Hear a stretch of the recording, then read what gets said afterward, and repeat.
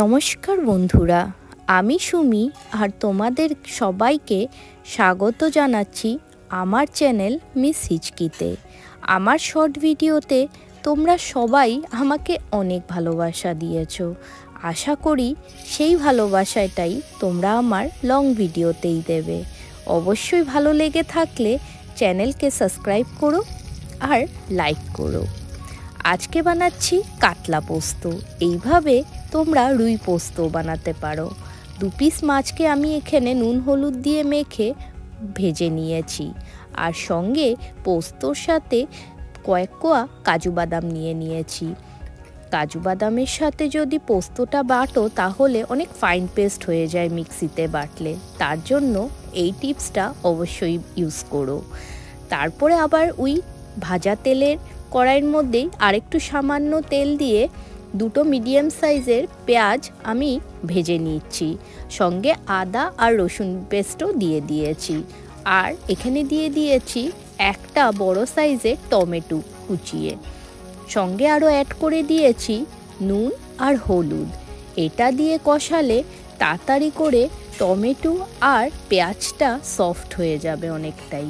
সঙ্গে আরও অ্যাড করেছি 1 টেবিল স্পুনের মতন কাঁচা লঙ্কা বাটা। তোমরা চাইলে কমও ইউজ করতে পারো, মানে যে যেমন ঝাল খাও সেইভাবেই কাঁচা লঙ্কা বাটাটা ইউজ করতে পারো। কষিয়ে নেবে প্রায় 5 থেকে 7 মিনিট। যখন এইভাবে টমেটোটা সফট হয়ে যাবে, অ্যাড করে দেবে পোস্ত বাটাটা। পোস্ত বাটা দিয়ে আরও 5 থেকে 7 মিনিট তোমরা এইভাবে কষিয়ে নেবে। কষানো হয়ে গেলে অ্যাড করে দেবে সামান্য একটু জল।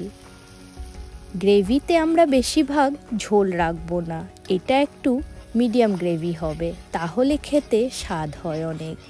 তো ঝোলটা দিয়েই এটাকে মিডিয়াম স্টিমে উতরাতে দেবে। যখন হালকা উতরিয়ে যাবে দিয়ে দেবে সামান্য একটু চিনি ব্যালেন্স করার জন্য, যেহেতু আজকাল দিনের টমেটোতে অনেক বিশেষ টক হয়, তো টকটা ব্যালেন্স করার জন্যই আমি এখানে চিনি ইউজ করলাম। তারপরে দিয়ে দেবে মাছ ভাজাটা। মাছ ভাজা দিয়ে আবার লো স্টিমে 5 মিনিট হতে দেবে। এখানে এপিট উপিট করে মাছটাকে উল্টিয়ে দেবে, তাহলে যদি ঝোলটা মাছের গায়ে অল্প সময় থাকে। তারপরে যখন গ্রেভিটা অনেকটা হয়ে যাবে, অ্যাড করে দেবে লাস্টে ধনেপাতা কুচি আর চিড়ে কাঁচা লঙ্কা কুচি। বাস, আমাদের এই পোস্ত কাতলা একদমই রেডি।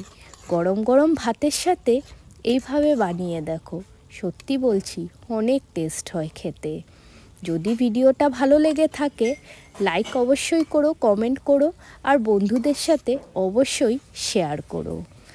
আমি এখানে তোমাদের জন্য এইভাবে বেঙ্গলি ট্রেডিশনাল কিছু রেসিপি নিয়ে আসব। আর কি আনতে পারি অবশ্যই কমেন্টে লিখে জানাও।